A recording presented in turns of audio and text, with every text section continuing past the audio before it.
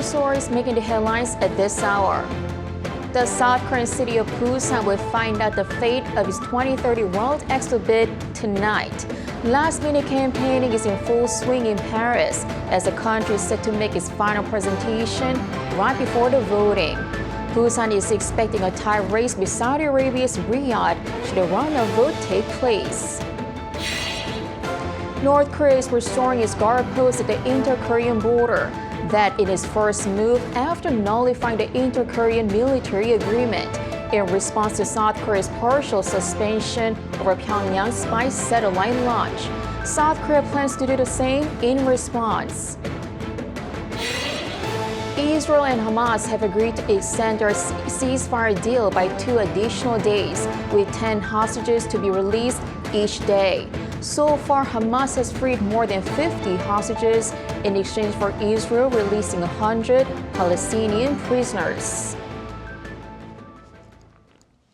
Good afternoon. We start in Paris, where the South Korean city of Busan will find out the fate of its 2030 World Expo bid tonight. Last-minute campaigning is in full swing as a tie race is expected between Busan and Saudi Arabia's Riyadh should a runoff vote take place. Lee Seung-jae has more. Busan is ready. It's the theme of Busan's campaign to bring the 2030 World Expo to the southeastern port city, and the message the South Korean delegation is trying to deliver to the voting members of the Bureau International des Expositions. The delegation led by South Korean Prime Minister Han Duck-soo and business leaders are making a last-minute pitch in Paris before the voting takes place in the city on Tuesday. Many expect a very close race until the very last day, with Saudi Arabia's Riyadh in the lead so far. However, the South Korean government is hoping that if the Saudi capital cannot receive the 2/3 of the votes it needs to win, it will lead to a runoff vote where South Korea could potentially take a large chunk of the Rome votes to win the bid. If 2/3 of all 182 member countries, totaling more than 122 votes, are obtained in the first round, the winner will be announced. It may be a two-way race despite Rome, Italy being one of the candidates, as Italian media outlet La Repubblica reported that the Italian Prime Minister Giorgia Meloni did not take part in the General Assembly in the French capital. Ahead of the secret vote, each candidate country will also be given time for a final 20-minute presentation. Former UN Secretary General Ban Ki-moon is said to be one of the speakers representing Korea. And according to officials, Prime Minister Han is pushing to highlight the country's vision to transform the World Expo into a platform addressing humanity's challenges, including war and conflict, the digital divide, and climate change. The results of the vote will be announced sometime between midnight and 1 a.m. Wednesday, Korea Standard Time. Lee Seung-jae, Arirang News. From high-stakes final presentations to a secret ballot, it is going to be a long day-long process to find out the host city of 2030 World Expo. Our Yoon tells us more about what we are expecting on the decision day. The host city of the World Expo 2030 will be selected on Tuesday by the member states of the BIE at its 173rd General Assembly held in France. The meeting is scheduled to start at 9 in the morning with Expo progress reports. Then in the following order, the Republic of Korea's Busan, Italy's Rome, and Saudi Arabia's Riyadh will give their fifth and final presentations on their Expo projects for about 20 minutes each. Following this, the 182 member states will cast their sole votes for the World Expo 2030 host city. A candidate must get 2/3 of the votes cast to be selected outright. If no candidate achieves this target, there will be a second round of voting after the third-placed candidate is eliminated, and the winner of a simple majority will be selected. The voting is scheduled for 4 p.m. local time, midnight on Wednesday in South Korea. Shortly after the voting is completed, the results will be revealed through the BIE's official account on X, formerly known as Twitter.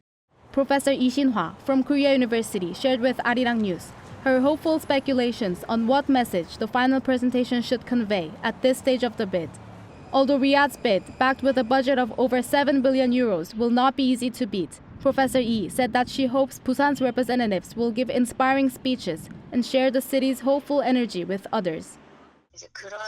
I'm hoping that Busan will be able to show its convening power to other candidates through its own success story in terms of economic, political, and cultural development.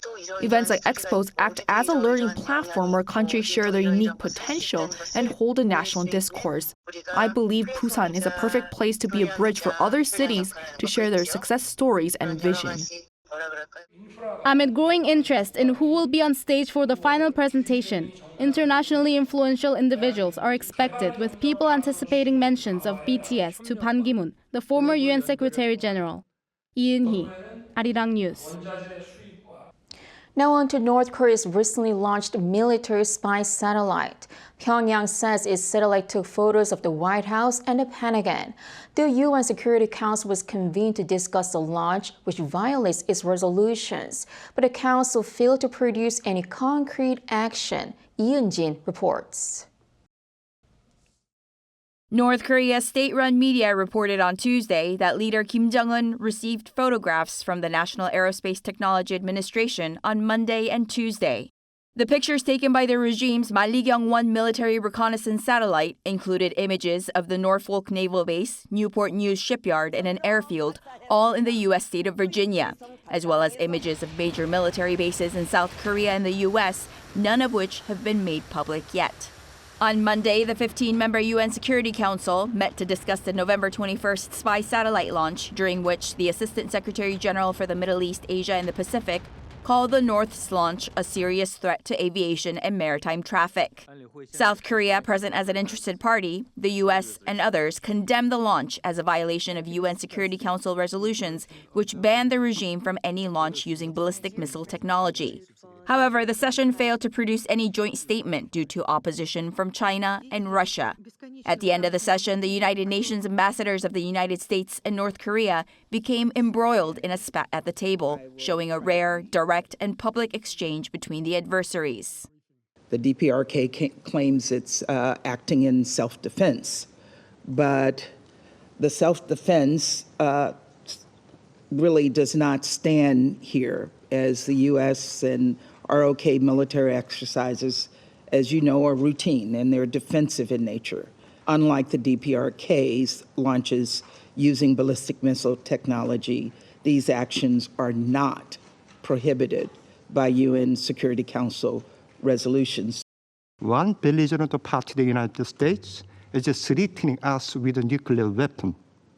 It is legitimate right for the DPRK as another belligerent party to develop, test, manufacture, and possess weapon systems equivalent to those that the United States have already possessed and or developing right now. South Korean ambassador to the UN, Hwang Jung-guk, said that Pyongyang is now almost mocking the Security Council. Ian-jin, Arirang News. North Korea is restoring its guard posts at the inter-Korean border. That in its first move after nullifying the inter-Korean military agreement in response to South Korea's partial suspension over Pyongyang's spy satellite launch. South Korea plans to do the same in response. Kim Jong-sil has the details. The South Korean military has detected that North Korea has recently been working to restore its guard posts in the demilitarized zone right after it announced last week that it would restore all military measures and basically terminate the September 19 inter-Korean military agreement. North Korea declared the complete abolition of the September 9th military agreement on November 23rd. And since November 24th, the regime has been implementing measures to restore its military activities. Pictures revealed by the military on Monday showed that North Korea has dispatched soldiers and heavy weapons to restore its surveillance posts near the inter-Korean border. North Korean soldiers were also spotted on guard duty at night. Under the 2018 inter-Korean military agreement, North Korea destroyed 10 out of its 11 guard posts near the border as part of efforts to reduce tensions. However, restoration efforts are now being seen at all 11 guard posts. The military added that North Korea's provocations have worsened near the maritime border as well, as the number of opened coastal artillery gun posts has significantly increased. South Korea's defense ministry says the military will be fully prepared to immediately implement countermeasures. We clearly state that our military is closely monitoring North Korea's provocations and is fully prepared to punish North Korea immediately, strongly, and to the end, based on Seoul and Washington's strengthened joint defense posture. In response to Pyongyang's restoration of frontline guard posts, Deputy Principal National Security Advisor Kim Tae-hyo said the South Korean army plans to do the same. The security advisor told KBS on Monday that South Korea must not stay quiet when North Korea is armed and threatening us at the guard posts. Kim Jung-sil, Arirang News. Israel and Hamas have agreed to extend their ceasefire deal by 2 additional days, with 10 hostages to be released each day. So far, Hamas has freed more than 50 hostages in exchange for Israel, releasing 100 Palestinian prisoners. Choi Min-jung with the latest. The 4-day humanitarian pause in Gaza, which was set to end on Tuesday, has been extended for another 2 days. Qatar's foreign ministry confirmed the agreement on Monday without giving too much detail. A senior Israeli advisor said Hamas will release 10 hostages each day under the terms of the agreement. The White House said it welcomed the extension. Now, in order to extend the pause, Hamas has committed to releasing another 20 women and children over the next 2 days. We would, of course, hope to see the pause extended further, and that will depend upon Hamas continuing to release hostages. U.S. President Joe Biden also released a statement stressing that related parties would take full advantage of the pause in fighting to increase the amount of humanitarian aid moving into Gaza. Biden also vowed to continue U.S. efforts to build a future of peace and dignity for the Palestinian people. UN Secretary General Antonio Guterres described the extension as hopeful, but warned that it still does not give enough time to meet humanitarian needs in Gaza. It's a glimpse of hope and humanity in the middle of the darkness of war, knowing that even with that additional amount of time, it will be impossible to satisfy all the dramatic needs of the population in Gaza. On the 4th day of the truce on Monday, the Israeli military confirmed the release of an additional 11 Israeli hostages. Qatar's foreign ministry said the hostages include 3 French citizens, 2 German citizens, and 6 Argentinian citizens. Over the first 3 days of the truce, Hamas released more than 50 hostages, mostly women and children. Israel freed over 100 Palestinians from prison. Choi Min-jung, Arirang News.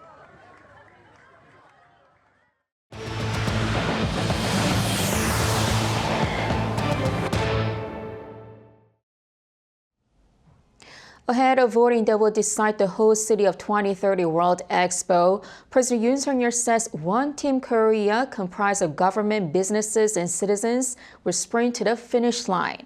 The president was speaking at a cabinet meeting on Tuesday where he added the strong push for Busan Expo was because hosting the event will lead to rapid, regionally balanced growth. He also reflected on his recent overseas trips as he emphasized APEC's importance as South Korea relies on trade for its economy. In terms of his visit to the UK, he underscored the significance of the new bilateral era, saying the global strategic partnership opened doors for many industries to cooperate. South Korea's ongoing slump in domestic demand due to high interest rates and inflation has been reflected by another drop in consumer sentiment this month. According to the Bank of Korea on Tuesday, the Composite Consumer Sentiment Index for November dropped 0.9 points to 97.2 from the previous month, falling for the 4th consecutive month. The index measures current and future prospects for living conditions. A figure below 100 indicates that consumers are more pessimistic than optimistic about the economy.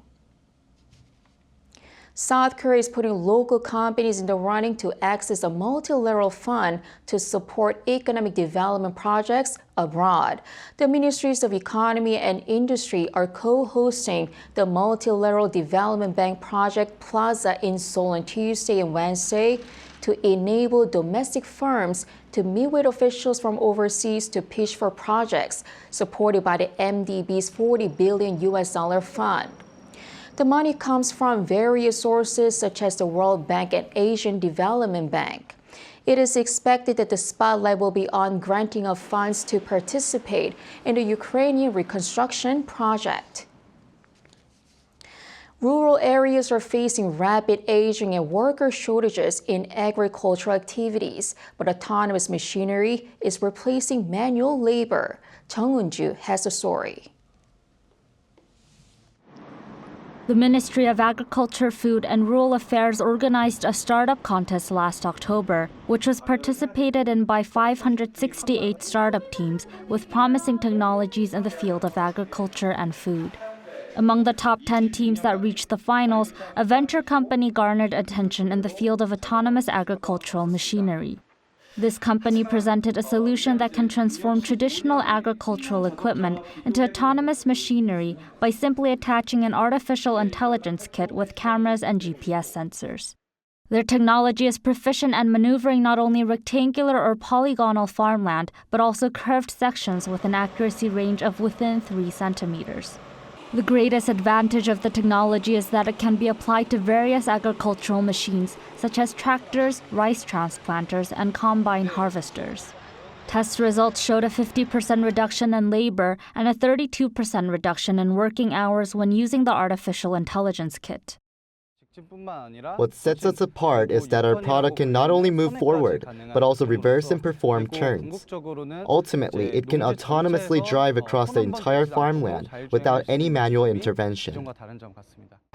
The company has set an ambitious goal to make the owners of 40,000 of the 370,000 agricultural machines around the country customers within the next 2 years. Rural administrators are planning to expand the adoption of the kits as anyone with basic digital literacy can use the new technology. To support young companies that aim to commercialize such initiatives and expand their funding and market opportunities, the Rural Development Administration plans to provide funding for business development. Venture technologies are injecting new vitality into rural areas, which are struggling with an aging population, a shortage of workers, and rising labor costs. Chung Eun-ju, Arirang News.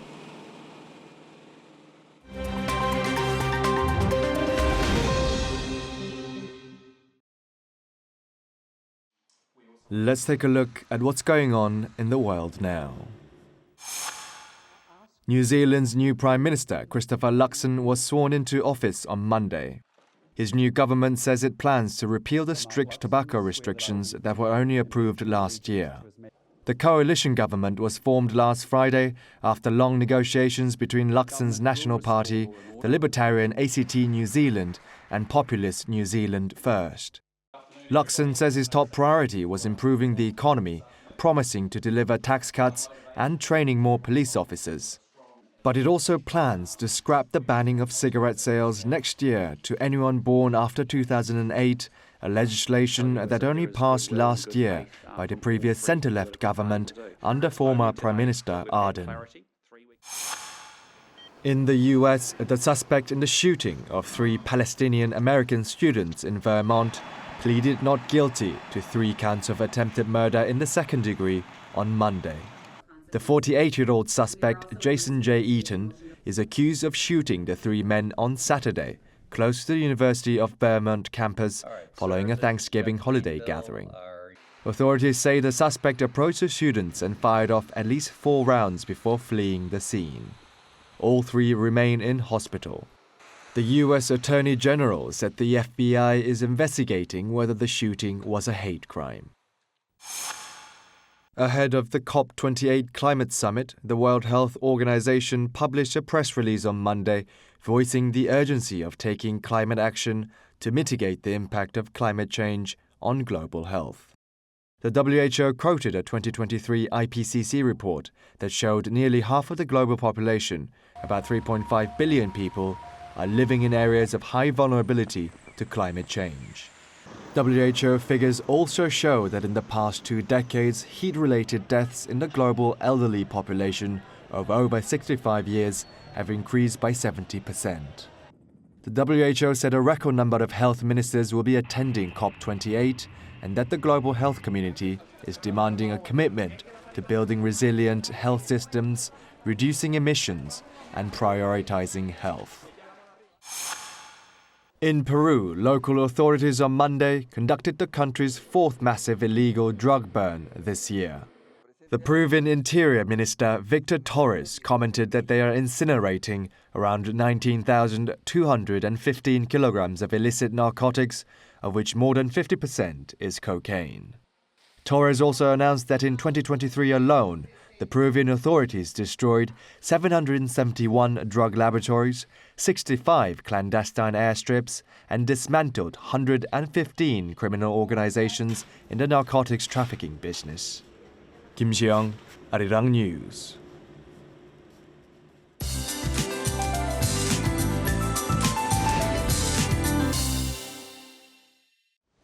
Hello, I'm Lee Ji-yeon with the latest weather updates. We need to brace for a big freeze from today and throughout the rest of the week.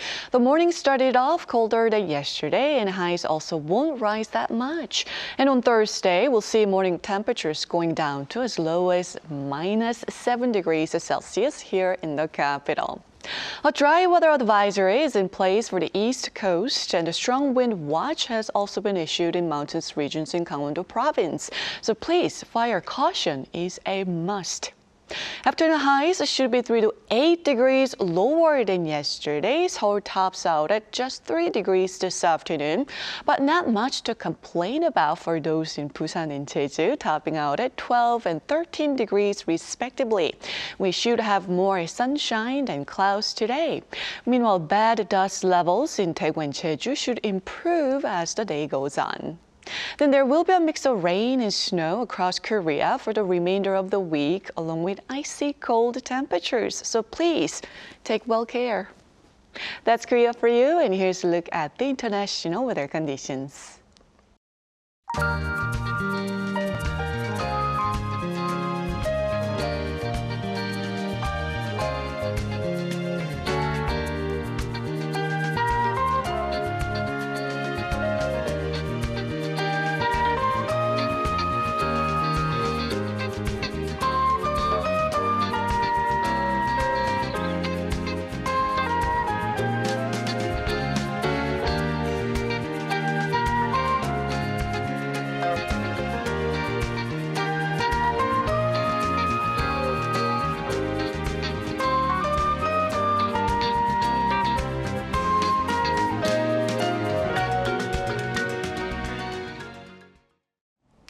Tonight, South Korea's Busan is eyeing the 2030 World Expo bid.